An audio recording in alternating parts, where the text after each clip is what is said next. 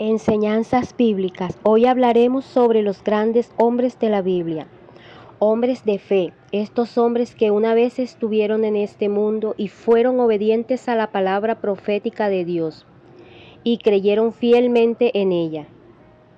En el poderoso nombre de Yeshua, que su Santo Espíritu sea nuestro guía en esta enseñanza y que este mensaje pueda llegar a los corazones de aquellos hombres y mujeres que son grandes y que el Señor ha levantado en estos tiempos y que son sus testigos aquí en la tierra, a los que el Señor quiere hablarles hoy para que no desfallezcan en su fe, sino que al contrario se afirmen y sean fortalecidos en su fe con esta palabra como está en Romanos 10:17. Así que la fe es por el oír por la palabra de Dios. Así que hermanos, fortalezcan su fe, ya que es uno de los generadores de las atmósferas de luz, al igual que la esperanza y el amor. Y el mundo necesita recibir de este vital alimento. Y la fe bíblica es emunat, que significa verdad, obediencia, fidelidad, firmeza, lealtad y constancia. Y nuestro emunat legitima la manifestación de la gloria del Señor sobre la tierra. Así que hermanos, mantengamos la fe y la esperanza, ya que ambas trabajan juntas y la esperanza es la fuerza que nos hace esperar con anhelo ferviente lo que el Padre nos ha profetizado y nos permite sostenernos en obediencia y fidelidad, o sea, en fe, en su verdad o en su instrucción durante el proceso de manifestación, ya que el poder del Espíritu activa la esperanza viva. Como está en Romanos 15:13, que el Dios de la esperanza los llene de toda alegría y paz, a ustedes que creen en Él, para que rebosen de esperanza por el poder del Espíritu Santo. Como está en Hebreos 10, debemos acercarnos a Dios. Jesús es nuestro gran sacerdote que está al frente de la casa de Dios. Por eso debemos acercarnos a Dios con corazón sincero y con una fe completamente segura. Limpios nuestros corazones de mala conciencia y lavados nuestros cuerpos con agua pura. Mantengámonos firmes sin dudar en la esperanza de la fe que profetizamos, porque Dios cumplirá su palabra que nos ha hecho, ese juramento que Él nos hizo. Busquemos la manera de ayudarnos unos a otros para tener amor y hacer el bien. Pero recuerden ustedes, en los tiempos pasados, aquellos grandes hombres que cuando acababan de recibir la luz, soportaron con fortaleza los sufrimientos de una gran lucha. Algunos de ellos fueron insultados y maltratados públicamente y otros se unieron en el sufrimiento con los que fueron tratados así. Pero muchos tuvieron compasión de los que estaban en la cárcel y hasta con alegría se dejaron quitar lo que poseían, sabiendo que en el cielo tienen algo que es mucho mejor y que permanece para siempre. No pierdan las esperanzas, hermanos míos, pues en su confianza, pongan su confianza en el Señor, porque ella les traerá una gran recompensa. Ustedes necesitan tener fortaleza en el sufrimiento para hacer la voluntad de Dios y recibir así lo que Él ha jurado. Pues la Escritura dice: pronto, muy pronto, vendrá el que tiene que venir, no tardará. Mi justo por la fe vivirá, pero si se vuelve atrás, no estaré contento de él. Y nosotros no somos de los que se vuelven atrás, ni van a su condenación, sino que los que alcancen la salvación porque tienen fe. ¿Y qué es la fe? La fe es tener plena seguridad de recibir lo que se espera. Es estar convencido de la realidad de cosas que no vemos. Nuestros antepasados fueron aprobados porque tuvieron fe. Porque por fe sabemos que Dios formó los mundos mediante su palabra, de modo que lo que ahora vemos fue hecho de cosas que no podían verse. Un ejemplo de estos grandes hombres que está Abel, que por su fe ofreció a Dios un sacrificio mejor que el que ofreció Caín, y por eso Dios lo declaró justo y le aceptó sus ofrendas. Así que aunque Abel está muerto, sigue hablando por medio de su fe. Otro ejemplo es Enoc, que por su fe fue llevado en vida para que no muriera, y ya no lo encontraron porque Dios se lo había llevado. Y la Escritura dice que antes de ser llevado, Enoc había agradado a Dios. Pero no es posible agradar a Dios sin tener fe, porque para acercarse a Dios uno tiene que creer que existe y que recompensa a los que le buscan. Otro ejemplo está Noé, que por fe, cuando Dios le advirtió que había de pasar cosas que todavía no podían verse, obedeció y construyó la barca para salvar a su familia. También otro gran hombre en la Biblia es Abraham, que por fe, cuando Dios lo llamó, obedeció y salió para ir al lugar que Él le iba a dar como herencia. Salió de su tierra sin saber a dónde iba, y por la fe que tenía vivió como extranjero en la tierra que Dios le había jurado.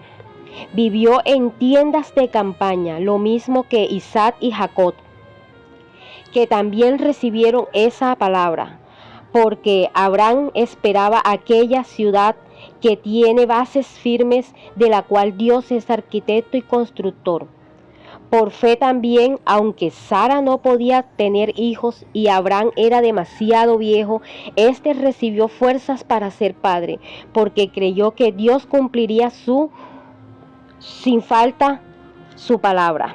Así que Abraham, aunque ya próximo al fin de sus días, llegó a tener descendientes tan numerosos como las estrellas del cielo y como la arena de la orilla del mar, que no se pueden contar.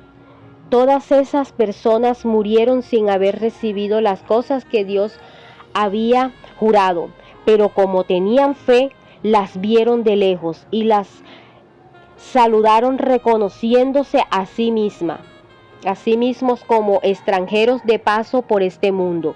Y los que dicen tal cosa claramente dan a entender que todavía andan en busca de una patria. Si hubieran estado pensando en la tierra de donde salieron, bien podrían haber regresado allá, pero ellos deseaban una patria mejor, es decir, la patria celestial. Por eso, Dios no se avergüenza de ser llamado el Dios de ellos, pues le tiene preparada una ciudad. Por fe Abraham, cuando Dios lo puso a prueba, tomó a Isaac para ofrecerlo en sacrificio. Estaba dispuesto a ofrecer a su hijo único, a pesar de que Dios le había jurado que por medio de Isaac tendría descendientes.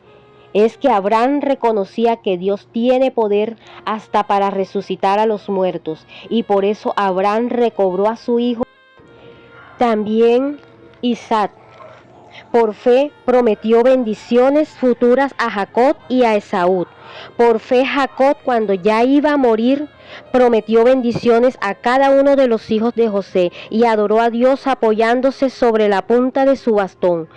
Por fe José al morir dijo que los israelitas saldrían más tarde de la tierra de Egipto, y dejó órdenes acerca de lo que deberían hacer con sus restos. Por fe, al nacer Moisés, sus padres lo escondieron durante 3 meses, porque vieron que era un niño hermoso y no tuvieron miedo de la orden que el rey había dado de matar a los niños. Por fe Moisés, cuando ya fue hombre, no quiso llamarse hijo de la hija del faraón. Prefirió ser maltratado junto con el pueblo de Dios que gozar por un tiempo de los placeres del pecado. Consideró de más valor sufrir la deshonra del Mesías que gozar de la riqueza de Egipto, porque tenía la vista puesta en la recompensa que Dios le había de dar. Por fe Moisés se fue de la tierra de Egipto sin miedo al enojo del rey, y se mantuvo firme en su propósito, como si viera al Dios invisible. Por fe Moisés celebró la Pascua, bien llamada Pesa, y mandó rociar las puertas con sangre, para que el ángel de la muerte no tocara al hijo mayor de ningún israelita. Por fe, los israelitas pasaron el mar rojo como si fuera tierra seca. Luego, cuando los egipcios quisieron hacer lo mismo, se ahogaron. Por fe cayeron los muros de la ciudad de Jericó, después que los israelitas marcharon alrededor de ellos durante 7 días, y por fe Rahab, la prostituta, no murió junto con los desobedientes, porque ella había recibido bien a los espías de Israel. ¿Qué más voy a decir? Me faltaría tiempo para hablar de Gedeón, de Barak, de Sansón, de Jefté, de David, de Samuel y de los profetas. Por la fe conquistaron países, impartieron justicia, recibieron lo que Dios había jurado. Cerraron la boca de los leones, apagaron fuegos violentos, escaparon de ser muertos a filo de espada. Sacaron fuerzas de flaqueza y llegaron a ser poderosos en la guerra, venciendo a los ejércitos enemigos. Hubieron mujeres que recibieron otra vez con vida a sus familiares muertos. Otros murieron en el tormento, sin aceptar ser liberados, a fin de resucitar a una mejor vida. Otros sufrieron burlas y azotes, y hasta cadenas y cárceles, y otros fueron muertos a pedradas, aserrados por la mitad o muertos a filo de espada. Anduvieron de un lado a otro vestidos solo de piel de oveja y de cabra, pobres, afligidos y maltratados. Estos hombres, que el mundo ni siquiera merecía, anduvieron sin rumbo fijo por los desiertos y por los montes, y por las cuevas y las cavernas de la tierra. Sin embargo, ninguno de ellos recibió lo que Dios había jurado, aunque fueron aprobados por la fe que tenían, porque Dios, teniéndolos en cuenta a nosotros, había dispuesto algo mejor, para que solamente en unión con nosotros fueran ellos hechos perfectos. Así que, hermanos, fijemos la mirada en Jesús. Por eso, nosotros, teniendo a nuestro alrededor tantas personas que han demostrado su fe, dejemos a un lado todo lo que nos estorba y el pecado que nos enreda, y corramos con fortaleza la carrera que tenemos por delante. Fijémonos nuestra mirada en Jesús, pues de Él procede nuestra fe y Él es quien la perfecciona. Jesús sufrió en la cruz, sin hacer caso de lo vergonzoso de esa muerte, porque sabía que después del sufrimiento vendría gozo y alegría, y se sentó a la derecha del trono de Dios. Por lo tanto, mediten en el ejemplo de Jesús, que sufrió tanta contradicción de parte de los pecadores. Por eso no se cansen ni se desanimen, pues ustedes aún no han tenido que llegar hasta la muerte en su lucha contra el pecado, y han olvidado ya lo que Dios les aconseja como a hijos suyos.